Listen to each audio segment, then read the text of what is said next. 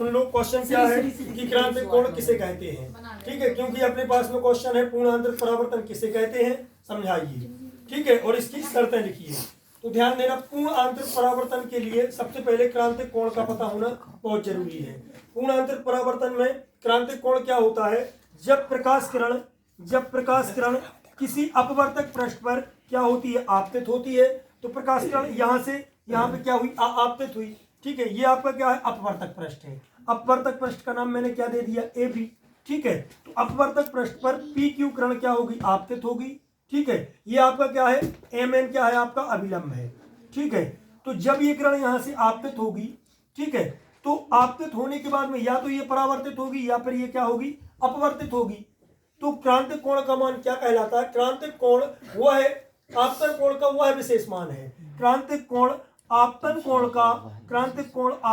का वह विशेष मान है जिसके लिए अपवर्तन कोण का मान 90 अंश होता है।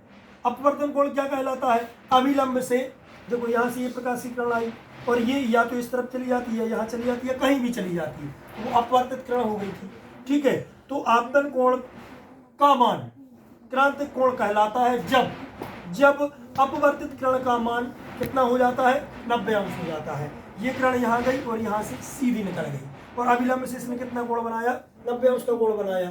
तो ऊपर जो कोण बनेगा उसे हम क्या बोलेंगे, क्रांतिक कोण बोलेंगे। आई बात समझ में, क्रांतिक कोण बन जाएगा। क्रांतिक कोण होता क्या है, क्रांतिक कोण आपतन कोण का वह विशेष मान है जिसके लिए अपवर्तन कोण का मान 90 अंश होता है।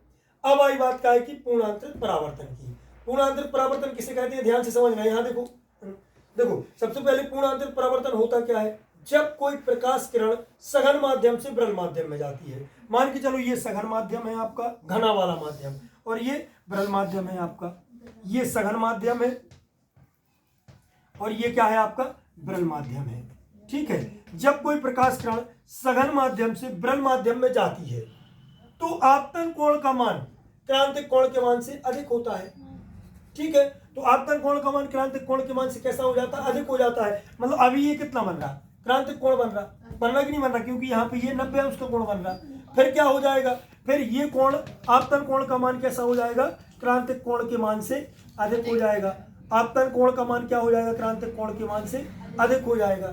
ठीक है, और फिर ये वाली किरण यहाँ ना जाके, दूसरी तरफ ना जाके, मतलब अपवर्तित ना होके पूरी तरीका से क्या हो जाती है, परावर्तित हो जाती है, जिसे हम क्या बोलते हैं, पूर्ण आंतरिक परावर्तन। आई बात समझ में।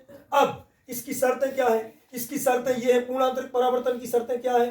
पहली शर्त तो ये है कि प्रकाश किरण सघन माध्यम से विरल माध्यम में जानी चाहिए। ठीक है, और दूसरी शर्त क्या है, आपतन कोण का मान क्रांतिक कोण के मान से अधिक होना चाहिए।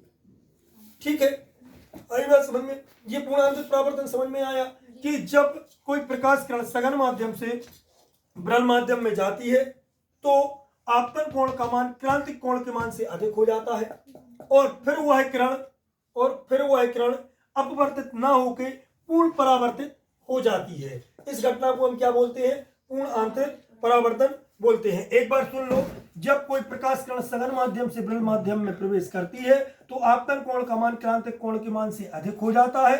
ठीक है, तो प्रकाश किरण विरल माध्यम में प्रवेश करने की बजाय सघन माध्यम में ही क्या हो जाती है, परावर्तित हो जाती है। इस घटना को हम पूर्ण आंतरिक परावर्तन कहते हैं। इसकी शर्तें क्या है, प्रकाश किरण को सघन माध्यम से विरल माध्यम में जाना चाहिए और आपतन कोण का मान क्रांतिक कोण के मान से अधिक होना चाहिए।